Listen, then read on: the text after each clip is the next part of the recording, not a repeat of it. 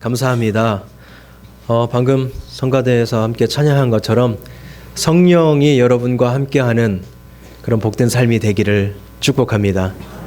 네, 먼저 제 소개를 좀 드려야 될 것 같아요. 예전에 좀 오래 계셨던 분들은 저를 아마 한 번은 만났을 거예요. 제가 저희 우리 담임 목사님하고는 함께 신학교에서 함께 공부를 했었고요. 공부를 마치고 저는 이제 목사 안수를 받고 목회를 하다가 유학을 떠났어요. 유학을 떠날 때 그때 이제 유학을 떠나는 중간에 잠깐 돌아왔을 때 목사님께서 한번 설교 강단에 세워주신 적이 있어서 그게 2015년 아마 초인가 그런 것 같은데 그때 여러분들을 만났을 것 같습니다. 그때 아마 신앙생활을 하셨던 분들은. 근데 또 오늘 이렇게 목사님께서 귀한 자리를 허락해 주셔서 이렇게 오늘 주님 또 허락 안에서 이렇게 여러분들을 만날 수 있도록 해주심에 감사하고 반갑습니다. 저는 현재 지금 익산의 기쁨의 교회라고 있는데 그 교회에서 이제 협동 목사로 섬기고 있고요. 한국 공공신학 연구소라고 하는 그 연구소의 소장으로 지금 일하고 있습니다. 그리고 이제 서울에 있는 대학에서 강의하고 있고요. 그래서 여러분들을 이런 기회가 또 있으니까 만나게 되는 것 같아요. 또 무엇보다도 그동안 제가 유학할 때도 목사님께서 기도를 많이 해주셨지만 또 교회에서 또 후원도 물질적으로 해주시고 또 지금 현재 연구소를 하고 있는 중간에도 교회에서 또 후원을 해주셔서 아주 감사한 마음을 늘 품고 있었어요. 그래서 어떻게 보면 이 교회는 저의 어떤 고향 같은 교회라고도 말씀을 드릴 수 있을 것 같습니다. 그래서 교회가 왔는데 어떤 말씀을 전할까 고민을 많이 하기도 하고 또 신중을 기해서 본문을 선택하기도 하고 하는데 오늘 교회를 우리 울타리 교회를 생각할 때는 그냥 바로 이 본문과 이 말씀으로 해야겠다라는 생각이 바로 났습니다. 왜냐하면 시간이 그렇게 길지도 않았지만 지금이야말로 우리가 광야에서 살아가는 그 광야의 영성이 필요한 때가 아닌가 싶은 생각이 들어요. 여러분 많이 힘드시지 않아요? 많이 힘드시죠, 생활이? 여기는 안 힘든가요? 익산은 엄청 힘들어요. 성도님들 보면 엄청 힘들게 사시더라고요. 또 제 친구들 중에서도 자영업 하는 친구들이 있는데 너무 힘들어요. 이 코로나가 처음 나왔을 때까지만 해도 뭐 몇 개월 지내다 말겠지, 뭐 좀 지나면 나아지겠지 이 생각을 많이 했었는데 이게 이제 거의 2년을 지내다 보니까 이게 안 끝날 수도 있겠구나, 여전히 계속해서 코로나와 함께 살 수도 있겠구나 이런 생각을 하게 되더라고요. 제가 딱 이 코로나가 유학을 마치고 돌아오는 때가 이 코로나가 막 터졌을 때였어요. 그래서 제가 얼마나 힘들었는가 몰라요. 원래 유학을 마치고 박사학위를 받고 오면 막 여기저기 강의하러 다니고 막 신나게 다녀야 되잖아요. 갈 데가 아무것도 없는 거예요. 모든 강의가 다 폐쇄되고 폐강되고 지금이야 뭐 온라인 강의도 생겼지만 그런 플랫폼들이 생겼지만 그때는 그런 것도 없었다고요. 우왕좌왕할 때였어요. 어디 갈 데가 없는 거예요. 제가 거의 삶을 2020년 5월에 귀국을 했는데 한 5개월 10월 달까지 정말 우울한 삶을 살았습니다. 목사가 이런 얘기를 해도 되는지 모르겠지만 정말 우울한 삶을 살았어요. 왜 그러냐면 자고 일어나면 안방에서 자고 일어나면 거실에서 연구를 하고 밥을 먹다가 또 안방에 들어가서 잠을 자고 또 일어나면 거실에서 연구를 하고 이걸 5개월 동안 했다고 생각을 해보세요. 그 당시에는 어디 커피숍도 못 갔어요. 왜냐하면 거기 테이크아웃만 된 거예요. 그 안에 못 앉게 하고. 시립도서관 몇 번 갔는데 하루 가면 5일 휴가 내요. 또 하루 열면 또 다음 날 바로 또 확진자 생겼다고 또 휴관하고. 그러니까 뭐 어디 갈 데가 없는 거예요. 그래서 하나님 왜 그러시죠? 라는 이런 어떤 원망의 이야기를 많이 했었던 것 같아요. 왜 하필 지금이냐는 거죠. 제가 유학을 하고 있을 때 했으면 어차피 공부만 하고 있을 때니까 별 뭐 걸리든 말든 상관이 없잖아요. 그리고 아니면 아예 와서 자리를 잡고 난 이후에 그런 일이 벌어졌다고 한다라면 또 뭐 별 크게 문제가 안 될 건데 하필이면 딱 도착하는 날 뻥 터져가지고 어디도 못 가게 만드시고, 그 5개월이 정말 힘들었었거든요. 근데 그 5개월 이후의 삶을 제가 돌아볼 때 왜 내가 그때 그렇게 원망했던가라는 생각을 하게 된 경우가 많이 있습니다. 그래서 저는 오늘 여러분들과 함께 왜 우리가 광야의 삶을 살게 되는지, 그리고 그 광야의 삶을 통해서 우리가 배우는 것은 무엇인지를 한번 나눠봤으면 좋겠어요. 근데 이 오늘의 말씀이 은혜가 있으려면요, 여러분들의 삶이 지금 좀 폭박해야 돼요. 팍팍하고 우리 어머니 말로 폭폭해야 돼요. 예. 폭폭한 사람만 오늘 은혜 받을 것 같습니다. 제 생각에는. 내 삶이 지금 되게 평안하고 좋다, 이런 분들은 별로 오늘 은혜를 못 받을 거예요. 왜 그러냐면 별로 와닿지 않으니까. 근데 저의 오늘 경험이 많이 드러날 거예요. 그래서 저런 사람도, 저런 목사도 저런 어려움을 당하는구나 라는 생각을 좀 하시면서 위로가 됐으면 좋겠습니다. 제가 오늘 하나님이 저를 여기 보낸 거는, 야, 네가 겪었던 힘든 거 다 까발리고 좀 사람들 위로받게 해줘라, 이렇게 보낸 게 아닌가 싶은 생각이 들어요. 첫 번째로요, 광야 하면 우리가 이제 뭐 광야라고 하면 잘 와닿지가 않는데, 우리말로 하면 그냥 사막이에요. 사막으로 내던져지는 삶을 우리가 산다라는 거죠. 오늘 본문 말씀에서 처음 얘기한 것처럼 아브라함에게 나가라는 거예요. 본토 친척 아비 집을 떠나라 그래요. 근데 어디로 떠나는지도 안 알려줘요. 내가 알려줄 곳으로 떠나라 그러니까 아직 행선지도 안 알려주고 집부터 싸라고 얘기하는 거예요. 이게 얼마나 가까운 노릇인지 여러분들이 조금 생각해봤으면 좋겠어요. 광야로 간다라는 것은요, 나의 익숙한 삶을 떠난다라는 거예요. 나의 익숙한 삶을 떠나서 전혀 익숙하지 않은 곳으로 가서 살아야 된다는. 아브라함 생각해보세요. 그곳에서 오랫동안 살면서 본 친척들도 있고 가족들도 있고, 여기 보면 아시겠지만 뭐 뒤에 뭐 소, 양, 말 키운 재물들도 많고 얼마나 평안하게 살았겠습니까? 근데 갑자기 하나님 나타나셔서 떠나라 이런다는 거예요. 당황스럽지 않을까요? 저는 여기서 아브라함이 우리는 막 되게 대단하게 보잖아요. 어떻게 저렇게 하나님이 떠나란다고 이렇게 딱 떠나지? 근데 저는 아브라함보다 더 대단한 사람들이 아브라함의 아내와 조카와 자녀들이라고 생각을 해요. 왜냐하면 아브라함은 최소한 사명을 들었잖아요, 지금 하나님한테. 그러니까 당신은 그게 정확해, 확실해. 하나님이 나한테 떠나라고 했다는 확신이 있잖아요, 지금. 그러니까 떠나겠지만 아내와 자녀들은 지금 못 들었어요, 그 말을. 하나님이 식구 불러놓고서 얘기해 준 게 아니고 아브라함한테만 얘기를 해준 거예요. 근데 갑자기 어느 날 갑자기 아빠가 딱 나타나더니, 제가 이제 우리 가족한테 얘기한다고 쳐보세요. 아내와 자녀들 딱 모아놓고서, 얘들아, 우리 지금 아프리카로 하나님이 떠나라고 하신다. 가자. 이러면 뭐라 그러겠어요, 아내와 아이들이 제일 먼저. 왜? 확실해? 확실히 들은 거 맞아? 하나님이 확실히 그 얘기 해주신 거 맞아? 이렇게 얘기하지 않겠어요? 예. 그거 당신이 들었지 우리는 못 들었는데, 뭐 이렇게 얘기하지 않겠어요? 그건 아빠의 착각일 수 있는 거 아니야 혹시? 확실한 거 맞아? 이렇게 얘기하지 않겠어요? 그런데 여기에서 이 자녀와 아내와 자녀들이 따라 나섰다라는 게 진짜 대단한 믿음인 거죠. 예. 그들은 아마 느꼈을 거예요. 어떻게 여기를 떠나지? 저희 아이들이요, 저희 집은 김제거든요. 김제에서 살고 있는데 교회가 이제 전주다 보니까, 익산이다 보니까 이제 교회에서 이제 사택을 주신다고 들어오라 그래요. 그래서 이사를 가려고 했는데 이사를 못 가고 있어요.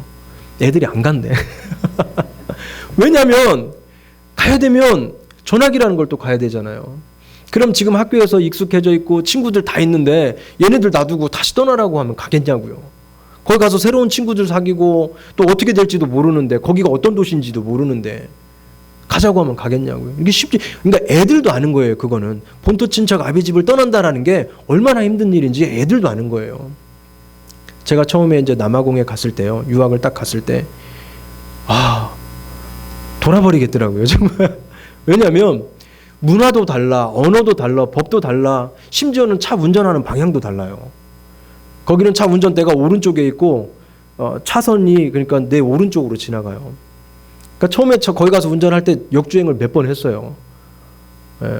버릇처럼 이쪽으로 가고 있다 보면 저쪽에서 막 차가 막 헤드라이트를 키면서 오는 거예요. 왜 그러지? 한참 후에 하는 거죠. 우리 지금 반대쪽에 있다라는 거를. 예. 이렇게 익숙하면서 떠난다라는 것이 사실은 쉬운 일이 아니지만 하나님은 우리에게 가끔 떠나라라고 얘기할 때가 있다라는 거예요. 아니, 가끔이 아니라 신앙생활을 하다 보면 반드시 한 번 이상은 떠나라고 합니다. 예.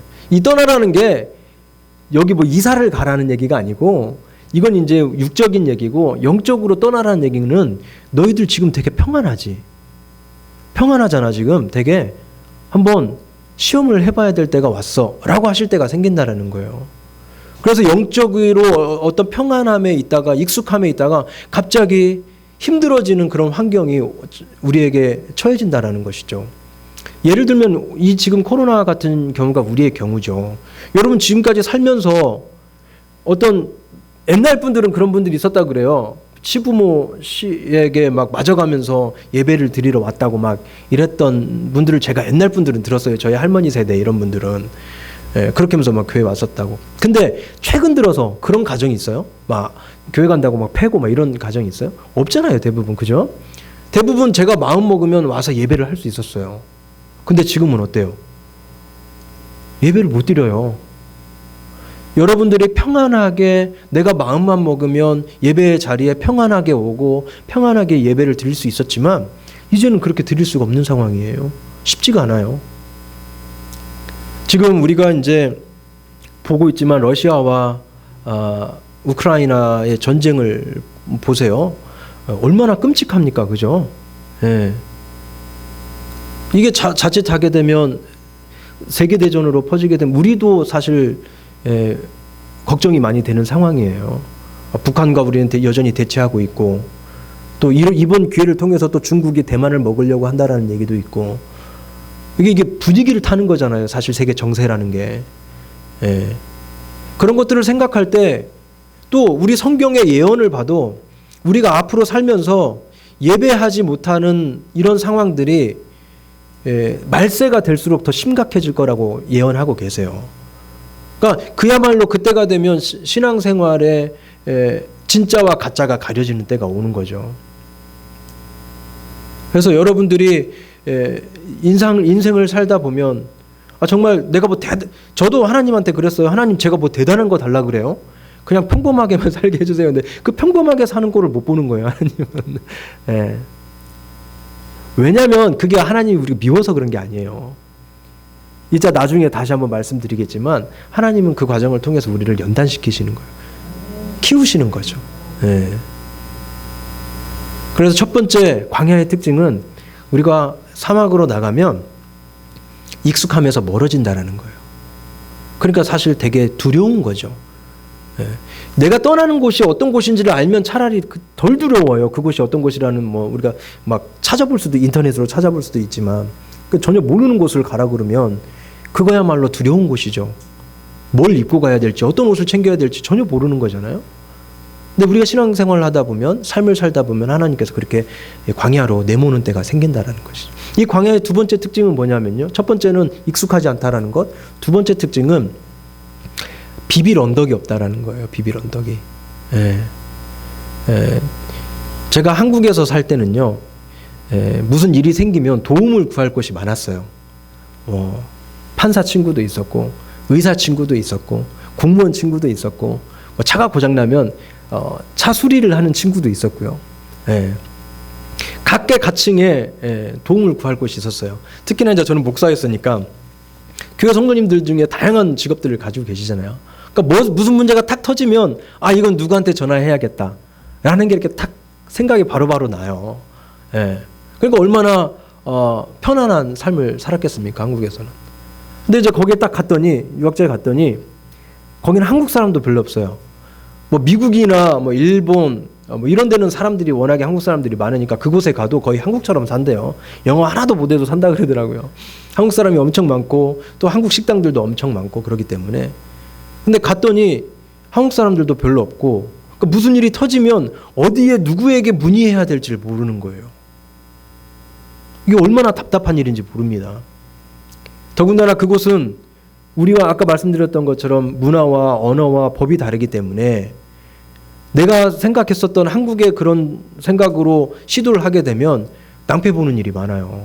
근데 어디에 물어볼 거예요? 물어볼 곳이 없는 거예요. 도움을 구할 것도 없고요. 그래서 처음에 유학 갔을 때 제가 우리 가족들한테 했던 얘기가 뭐냐면 지금은 아파서도 안 돼.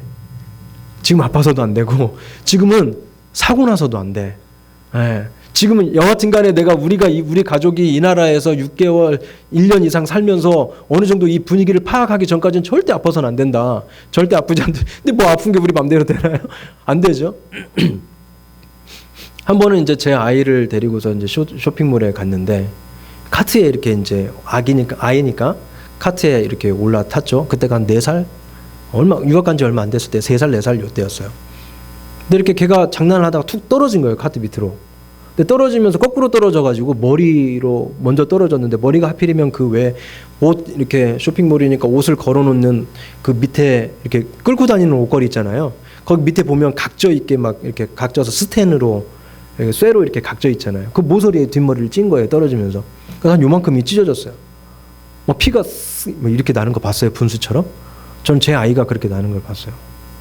깜짝 놀라가지고서 그 아이를 안고서 머리를 이렇게 옷을 막 찢어가지고 이렇게 짓누르고서 막 병원으로 달려갔죠.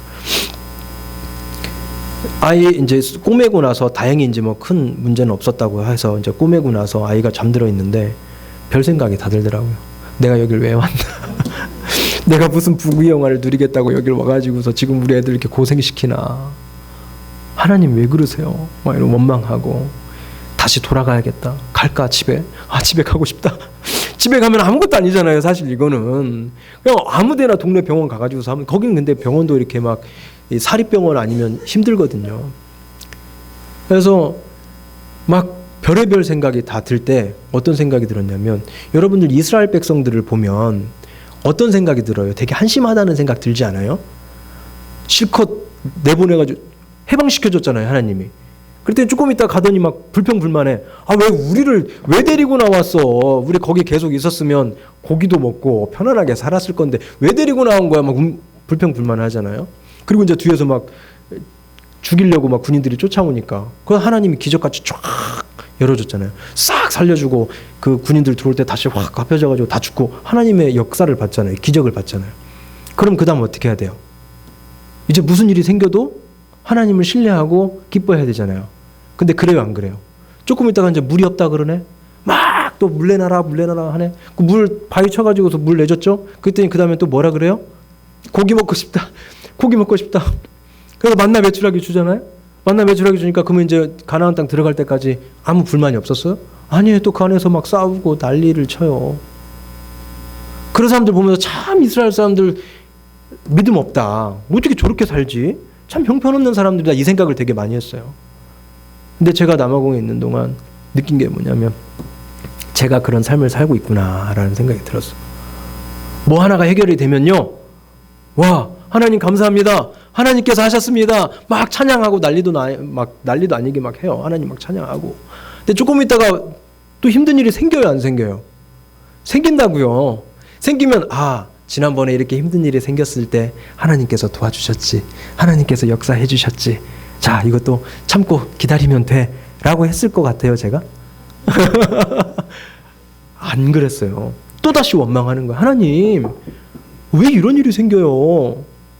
그렇지 않아도 돈도 없는데 차가 고장나 버리면 우리 한 달 동안 뭐 먹고 살아요? 그래서 어떻게 해서 차를 딱 고쳐줘요? 그럼 또 이제 감사하잖아요. 역시 하나님 살아계시군요. 하나님께서 하셨습니다. 막 여기저기 간증하고 다녀요.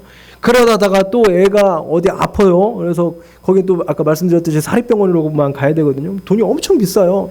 하나님, 우리 먹고 살기도 힘든데 왜 또 이렇게 아프게 해가지고서 어떻게 하자는 거예요? 이거에 계속된 반복인 거예요. 앞으로 인생을 살면서 저에게 이런 일이 생길 것 같아요? 안 생길 것 같아요? 생기겠죠. 그러면 앞으로 살면서 저는 이제 이런 걸 많이 경험했으니까 어떤 일이 있어도 하나님 의심하지 않고 기쁘게 기다릴 것 같아요? 안 기다릴 것 같아요? 미안하지만 안 기다릴 것 같아요. 그게 우리 인생이에요. 가만 보면. 목사인 저도 그래요. 여러분 목사는 뭔가 막 다 할 것 같고 그렇죠? 몰라요. 저만 우리 담임 목사님은 그러지 않죠.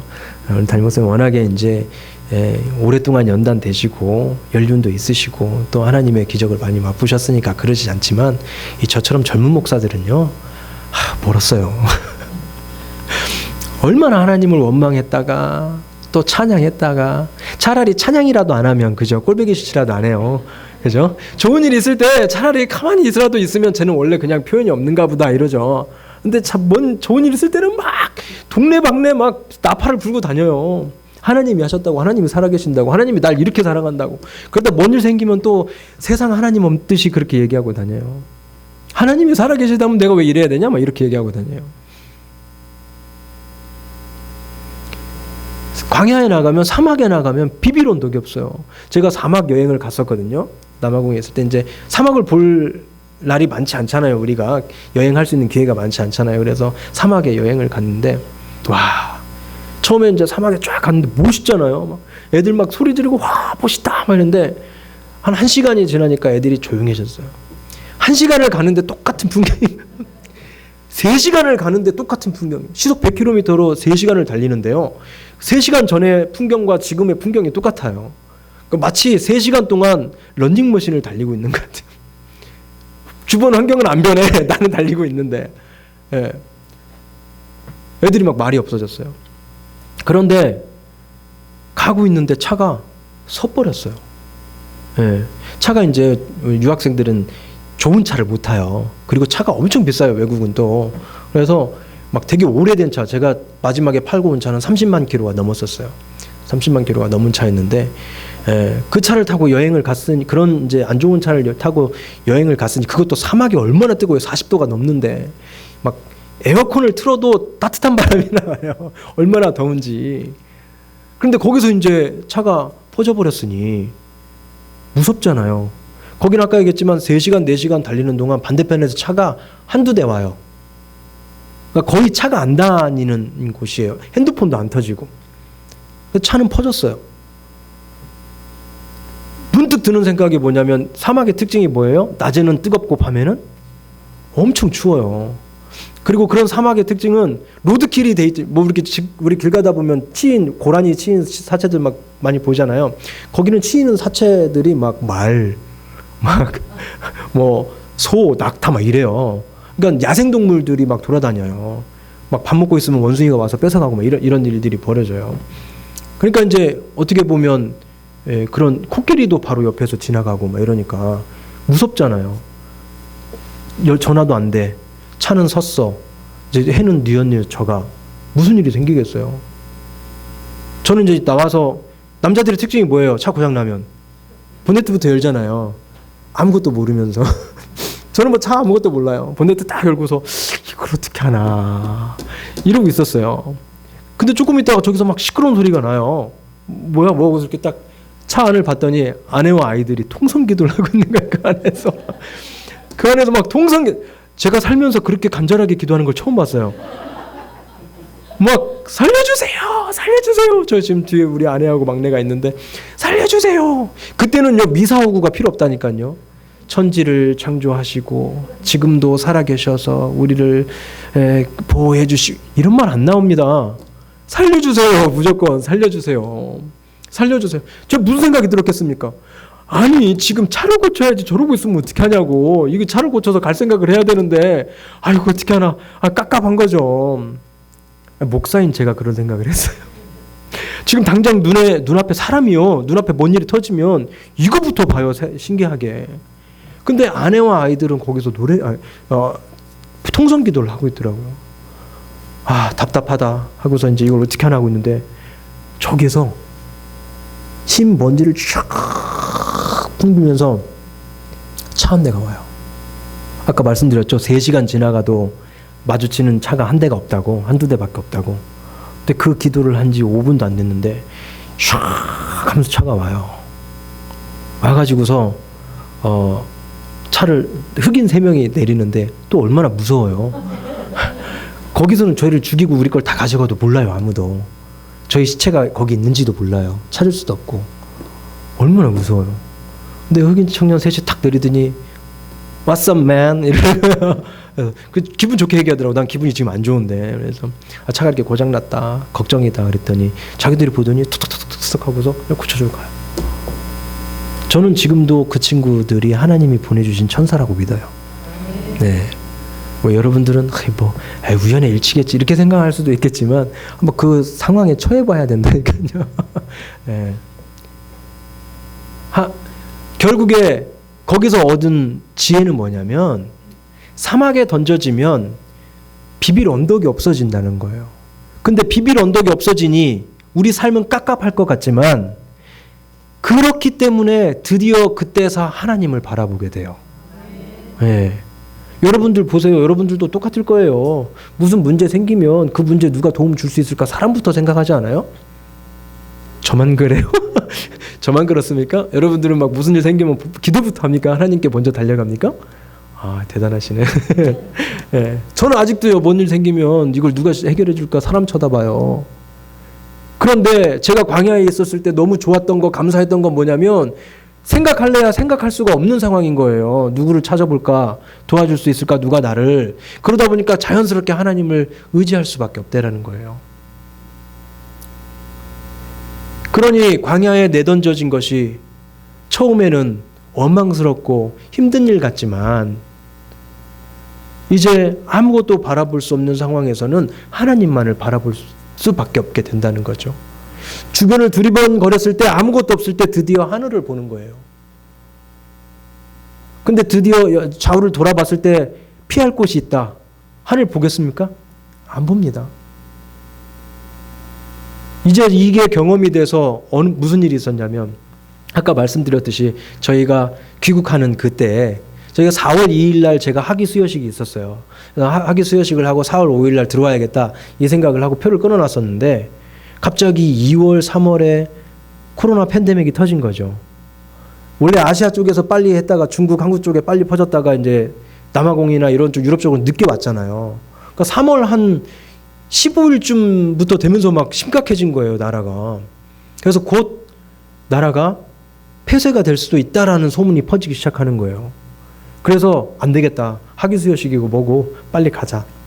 그래서 3월 25일, 26일 표인가를 끊었어요. 바꿨어요. 취소하고. 몇 번을 바꿨어요. 그래서 막 땡겼어요. 3월 26일 건가 땡겼는데 하루 전날 폐쇄 명령이 났어요. 그래서 거기서 폐쇄는 우리처럼 뭐 이렇게 거리두기 이런 정도 폐쇄가 아니라 집 밖으로 못 나갔어요. 모든 전 국민이 집 안에만 있었어야 돼요. 나가려면 병원에 가거나 약국에 가거나 이런 때만 증명서를 가지고 나갔었어야 돼요. 저희는 지금 짐을 다 처분한 상황이잖아요. 그죠? 짐을 다 처분했어요. 이제 한국 올 거라고 생각을 하고 아무것도 없었어요. 근데 출국 하루 전날 막힌 거예요. 공항도 폐쇄가 된 거죠. 비행기도 안 뜨고. 그래서 어떻게 해요? 곧 풀리겠지 하고서 이제 옆집에서 캠핑용 플라스틱 의자하고 테이블 막 빌려다가 거기서 캠핑하듯이 산 거예요. 이제 풀리겠지 하고 열흘, 2주, 3주 안 풀리는 거예요. 더 심각해지는 거예요. 우리 거기서 뭘 할 수 있었겠어요? 거기서 우리가 진짜 할 수 있는 게 없잖아요. 그거야말로 계속 예배하고 기도했어요. 그냥 아니 TV도 없어요. 거기는 우리는 TV도 없이 살았고 또 인터넷도 비용이 엄청 비싸서 뭐 이렇게 막 쉽게 할 수 있는 상황도 아니고 그래서 계속 예배드리고 말씀 읽고 기도하고 요거를 계속 한 거예요. 하나님께서 우리를 구원해 주실 거야. 마치 출애굽을 기다리는 그 백성들처럼 막 기도했어요. 계속 한 달 정도 그렇게 기도했어요. 한 달 정도. 이거 우리가 막 기도하고 싶어서 한 게 아니라 정말 아무것도 할 일이 없어서 예배하고 기도를 한 거예요. 할 수 있는 게 집 밖에 못 나가는데 뭘 할 수 있겠어요. 그랬는데 갑자기 대사관에서 전화가 왔어요. 그때 그 당시 우리나라에서는 송환기를 안 보내줬는데 캐나다에서 그 나라에 있는 캐나다 백성들을 국민들을 송환하기 위해서 비행기를 보내줬어요. 캐나다에서. 근데 거기에 우리나라 대사님이 캐나다 대사님한테 전화를 해서 우리 국민 5명만 태워달라 이렇게 얘기를 한 거예요. 그래서 우리 식구를 거기에 태워줬어요. 갑자기 목요일날 전화가 와서 이번 주 토요일날 떠나니 준비를 하라는 거예요. 부랴부랴 막 서류 준비했죠. 근데 문제는 뭐냐면 그 비행기가 영국까지만 가요. 영국에서 한국 가는 비행기를 24시간 안에 출발하는 비행기 표를 못 구하면 저희는 거기 탈 수도 없는 거예요. 근데 원래 영국에서 한국 오는 비행기는 하루에 2-3편씩 있었어요. 근데 코로나 때문에 일주일에 1편 내지 2편으로 줄은 거예요. 그러니까 그 날짜가 안 걸리면 우리는 여기서 태워준다 해도 못 태워주는데 마침 10시간 후에 영국에서 떠나는 비행기가 있는 거예요. 부랴부랴 그 표를 뽑아서 사서 이거를 다 보내고 해서 그 비행기를 타고 왔다니까요. 그 비행기를 타러 갔는데 다 백인, 캐나다 백인인데 우리만 아시안이잖아요. 니는 뭐야? 글쎄 우리도 잘 모르겠어. 니네 여기 왜 있어? 모르겠어. 막 이렇게. 저는 하나님의 역사라고 생각을 하는 거예요. 네. 거기서요. 그 많은 한인들 중에 탈출하고 싶었던 사람이 우리 가족만 있었겠어요? 엄청 많았겠죠. 그리고 그 안에 뭐 신앙생활 하는 사람이 한두 분이었겠어요? 네. 저는 특별히 하나님께서 은혜를 부어주셨다라고 생각을 하는 거예요. 그 왜 특별히 부어줬는지는 잘 모르겠지만, 왜 우리가 선택받았는지는 잘 모르겠지만, 그 우리 신앙하고 똑같잖아요. 여러분 여기 왜 앉아 계세요? 이유가 없잖아요. 그냥 하나님이 선택해 주시고 뽑아 주셨으니까 여기 앉아 계시는 거 아니에요? 예. 그것처럼 똑같이 그 경험을 하게 됐다라는 것이죠. 그래서 하나님께서 우리에게 주시는 은혜가 얼마나 큰지를 경험할 수 있는 곳이 바로 광야라는 거예요. 우리가 정말 잘 되는데요. 잘 되고 있다가 내가 조금 더 열심히 했을 때 뭔가 좀 더 좋은 게 있으면요. 그거 하나님이 했다는 생각 잘 안 해요. 내가 했다 생각하지. 뭐 물론 하나님도 조금 거들어 주시긴 하셨지만 그래도 내가 뭐 열심히 했으니까 그런 거 아니겠어? 이런 생각해요. 그죠? 또 저만 그래요? 네. 근데요, 정말 제가 아무것도 할 수 없는데 그런 일이 벌어지면 이건 100% 하나님이 하셨다는 얘기밖에 할 수 없어요. 그런 걸 어디서 느낍니까? 여러분의 일상 삶에서 그걸 느낄 수 있는 기회가 있을 것 같아요? 없어요. 여러분들이 아무것도 할 수 없는 삶 속에서 아무것도 할 수 없는 환경이 별로 없어요. 그러니까 하나님이 하셨다는 얘기를 100% 하셨다는 얘기를 잘 할 수 있는 기회가 없는 거예요. 근데 광야에 던져지면 정말 아무것도 내가 할 수 있는 게 없다니까요. 가만히 멍 때리고 있어야 돼요, 진짜. 그때 무슨 일이 벌어져요. 난 아무것도 한 게 없는데. 그때야말로 하나님께서 하셨다라고 얘기를 하는 거잖아요. 그러니 우리가 광야에 던져진 거를 힘들어할 필요가 없다라는 거예요. 그리고 이제 마지막 특징이 뭐냐면요. 이제 그래도 그렇게 좋아도 광야에 던져지는 거는 조금 힘들 것 같아요. 이런 생각이 아직도 들잖아요. 좋긴 한데 내가 거기 가고 싶진 않아. 뭐 이런 생각이 있잖아요. 예. 만약에 광야에만 계속 던져져 있다 그러면 얼마나 힘들겠습니까? 희소식 하나는 이 광야는 언젠가는 끝난다는 거예요. 예. 이스라엘 백성들이 40년을 아까 얘기했잖아요. 3시간만 가도 지루하고 힘들다니까요. 근데 40년을 그 사막을 헤매고 돌아다니는 거예요. 얼마나 힘들었겠습니까? 솔직히 얘기하면. 아무리 내가 은혜를 경험하고 기적을 경험했어도요. 이게 몇 년 안 가요. 제가요. 아내 진짜 좋은 선물을 아내에게 사줬는데 저는 이 사준 게 몇 년 갈 줄 알았어요. 몇 개월도 안 가요. 예. 한 달 가면 진짜 많이 가는 거야. 예. 근데 그건 제 아내만의 특징이 아니라 우리 모두의 특징이에요. 예. 감사한 거 오래 못 가요. 그렇기 때문에 우리가 계속 감사한 것들을 계속 찾아놔야 되는 거예요.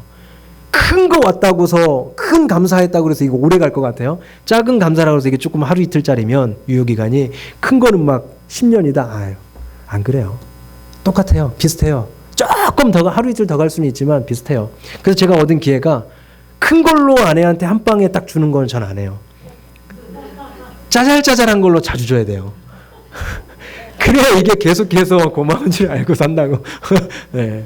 근데 이게 재밌는 게 성도들 간에도 그래요. 제가 목회를 해보니까요. 정말 힘든 일 있을 때, 막 어려운 일 있을 때 제가 막 모든 걸 다 해서 도와줬을 때 그걸로 저는 그 생각하면 10년 동안 제 교회에서 머물 것 같아요. 이분이. 절대 안 돼, 안 가고. 근데 안 그래요. 그것보다 오히려 뭐냐면 정말 별것도 아닌데 제가 되게 재밌는 게 뭐냐면 제가 특히 여성분들의 헤어스타일 바뀐 걸 진짜 잘 알아차려요. 근데 왜 그런지 모르겠는데 아니 뭔가 이상해요. 주일날 보고 그러면 머리 하셨어요? 그러면 어머 어떻게 하셨어요? 네. 그거를 몇 달간 안 잊어버리세요. 저한테 와서 맨날 우리 목사님 나 머리 한 것도 안다고 막 이러면서 막 오히려 그런 짜잘짜잘하게 관심 가져주고 이야기하는 거에 그게 더 그거를 자주자주 해주는 게 더 낫더라고요.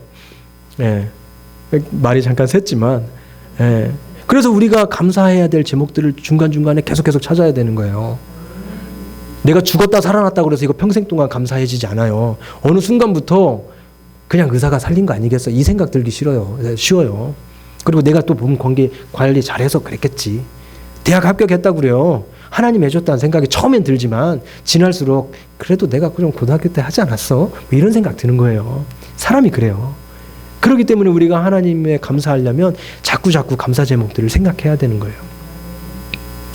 그랬을 때 결국에 그 광야를 통과하고 드디어 가나안 땅에 입성을 하게 되는데 그때야말로 이제 하나님께 감사하는 일이 생기는 것이죠. 이 모든 과정 가운데 이 과정들이 왜 있었는지 드디어 이해가 되고 납득이 되는 시기가 바로 그 시기예요. 제가 마지막 1년은 논문을 빨리 꼭 어떻게든 올해 이제 논문을 마무리하고 가야겠다 이 생각을 했었어요.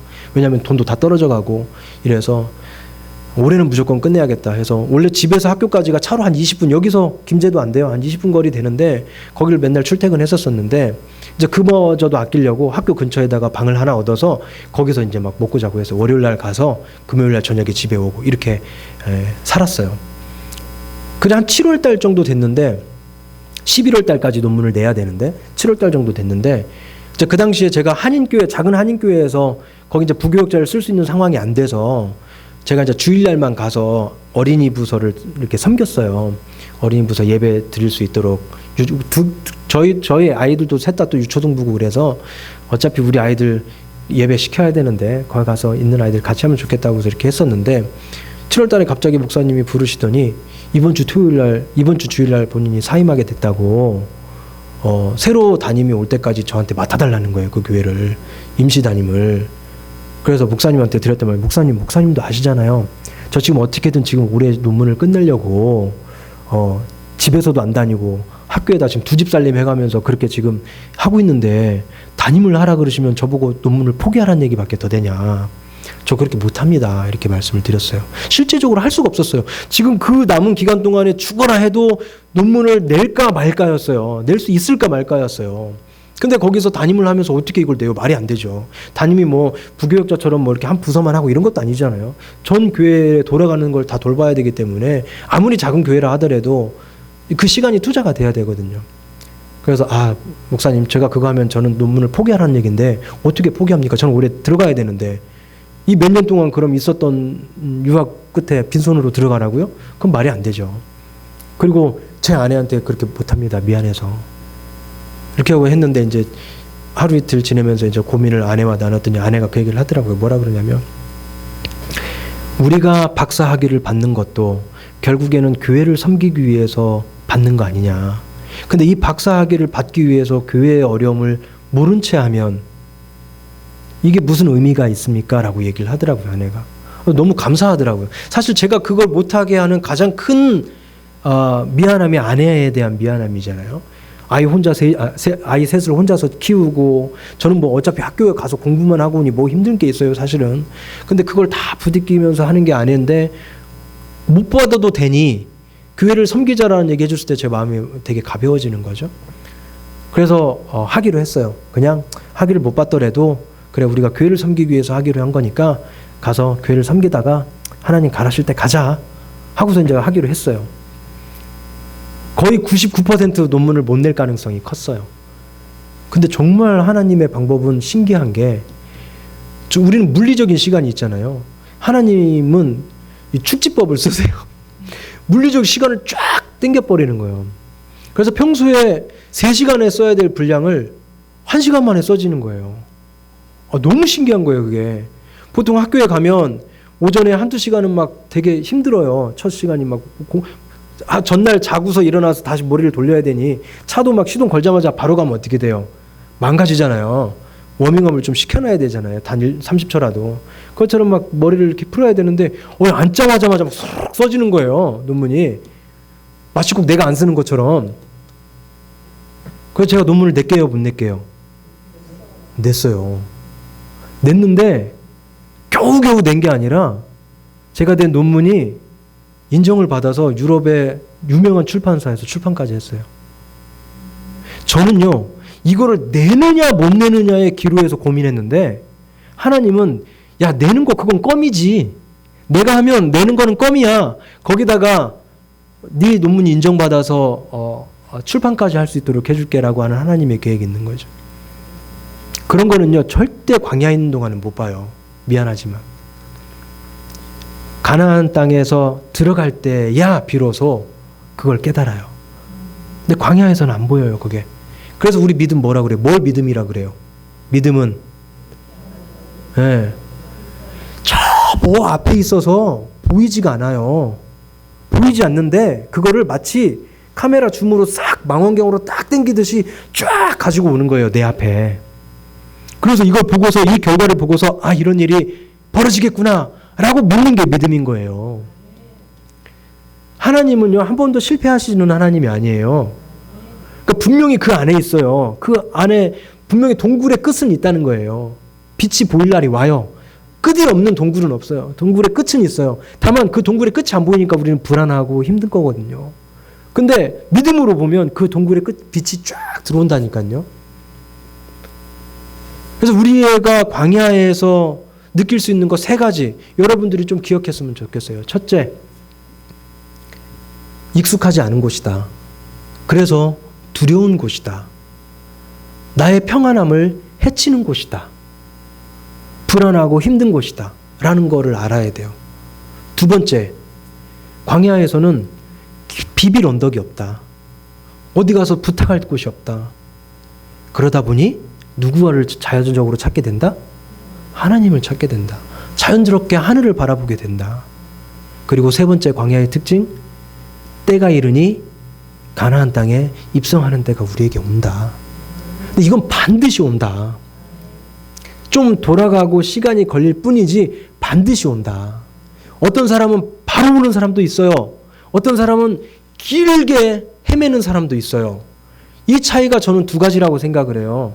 하나는 그 사람의 성품이에요. 성향이에요. 저 같은 사람들은 이 텀을 길게 가면 도망가 버려요. 그 마음이 급한 사람들은.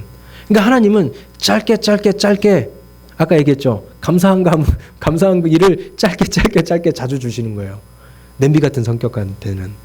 근데 뭔가 진득하고 이래도 저래도 하고 약간 이런 분들은 광야를 참 길게 갑니다. 근데 그게 나쁜 게 아니에요. 그랬을 때에 나중에 한 방에 하나님께서 쓰시는 날이 오는 거거든요. 예. 그러니까 어떻게 보면 저는 그런 분들이 부러워요. 왜냐하면 자꾸 짜잘짜잘한 것만 오니까. 근데 또 그런 걸 주시면 버틸 수 있을까? 또 고민은 돼요. 못 버틸 것 같은데 뭐 하나님이 나를 제일 잘 아시니까 나한테 제일 잘 아는 방법으로 주시겠지 이 생각으로 사는 거예요. 여러분들도 그래요. 원망할 필요가 없어요. 여러분은 여러분들의 자신들을 잘 모르잖아요. 닥쳐봐야 아는 거지. 근데 하나님은 여러분들보다 더 잘 알거든요. 그러니까 여러분들한테 가장 맞춤의 방법으로 광야도 허락하시는 거예요. 저 사람은 저렇게 금방 해결되는데 나는 왜 이렇게 오래 걸려? 그걸 견딜 수 있으니까 그걸 주시는 분인 거예요, 하나님이. 저분은 그걸 못 견디니까 빨리빨리 해결해주고 그러는 거고. 예. 그러나 아까 얘기했지만 그 끝에 가보면 짜잘하게 여러 번 받은 사람이나 크게 한 번 받은 사람이나 그 결과의 그 면류관의 분량은 똑같다라는 거예요. 다만 성향에 맞게 해주는 거죠. 예. 그래서 여러분들이 그것들을 꼭 기억했으면 좋겠어요. 그 끝에 하나님께서 준비하신 면류관이 있다라는 거. 그래서 여러분 많이 힘들어요. 정말 힘들다는 말밖에 못 하겠어요. 여러분 힘들지 않습니다. 힘들어하지 마십시오. 이런 말을 못 하겠어요. 저는 너무 힘들어요. 저희 친구들도 그렇고 우리 교회 성도님들도 그렇고 너무 힘들어 보여요. 저도 힘들고요. 솔직히 왜 이럴까 막 싶은 생각 들고 그러나 그 안에서 가만히 하나님께서 원하시는 그 경험들을 우리가 하기를 고민한다면 생각해 본다면 이 일이 어렵지 않은 일로 바뀌지는 않지만 여전히 어렵지만 이 광야를 버틸 수 있는 힘이 우리에게 생기는 거거든요. 광야가 없어지진 않습니다. 당장. 근데 광야를 버틸 수 있는 힘이 생기는 거예요. 반대로. 요즘 유행하는 말이 그거대요. 버티는 자가 이기는 자다라고 얘기를 하더라고요. 요즘 같은 때는요. 버티는 자, 끝까지 살아남는 자가 승리하는 자예요. 옛날 경기 좋고 사회가 좋을 때는 대단한 뭔가를 막 얻었을 때 대단한 결과물을 얻었을 때 이 사람 성공했다라고 얘기하지만 요즘 같은 시대에는 끝까지 버텨서 살아남는 사람이 이기는 거예요. 제가 우리 청년들에게 그 얘기를 많이 해요. 우리 때와 여러분 때와는 다릅니다. 우리 때는 열심히 하면 뭐가 얻어지는 때였지만 그만큼 우리가 노력한 만큼 거둘 수 있는 때였지만 지금은 그렇지가 않은 때예요. 여러분, 그러나 포기하지 마십시오. 끝까지 견디는 사람이 이기는 겁니다. 라고 이야기를 하거든요. 예, 여러분들 너무 결과에 연연하지 마시고요. 그냥 지금 버티고 있는 이것 자체가 결과라고 생각하셨으면 좋겠어요. 예. 옛날에는 그랬잖아요. 옛날에는 무슨 동화책 같은 거 보면 이 역경을 견뎠을 때 뭐가 확 나타났다. 요걸로만 끝났는데 저는 이걸 좀 땡겨볼 필요가 있다고 생각해요. 이 견디는 것 자체가 대단한 거예요. 견디고서 지금 참고 견디고 어디로 떨어지지 않고 하나님 가지로 붙어 있는 것 자체가 기적인 거예요. 특히 이런 시기에는. 그래서 하나님께서 여러분들을 보시고 너무 기뻐하실 것이다 이 생각이 들어요. 저는 잠깐도 아까 여기 앉아서 잠깐 울컥했지만 익산의 교회에서도 제가 사역하는 교회에서도 예배 전에 이렇게 딱 앉았을 때 예배 드리러 오시는 분 얼굴 한 분 한 분을 보면 울컥울컥해요. 너무 감사하더라고. 너무 감사하고 고맙고, 그러니까 그분이 나와준 게 감사하고 고맙고가 아니라 저분이 이런 상황에서도 신앙을 버리지 않고 교회로 나올 수 있도록 하나님께서 붙잡아 주신 게 너무 고맙더라고요. 그래서 여러분들도 힘들지만 하나님께서 함께 하신다라는 것, 하나님이 그 포로의 시기에도 하나님 어디 있어요 이렇게 원망하지 않잖아요. 그발강가를 지나는 예스라 선지자가 하나님이 우리와 함께 하셨다라고 그래요. 지금 포로 시기인데 하나님이 없을 것 같은데 그 시기에 하나님이 지금 나랑 같이 있다고 고백하시는 것처럼 우리 지금 힘들어서 하나님 없을 것 같은데 하나님 여전히 내 옆에서 내 손을 붙잡고 계시다라는 걸 여러분들 기억했으면 좋겠습니다. 그래서 이 어려운 시기 잘 이겨내시고 또 하나님께서 맛보여주는 그 열매를 맛보는 시기가 왔으면 좋겠습니다. 기도합니다.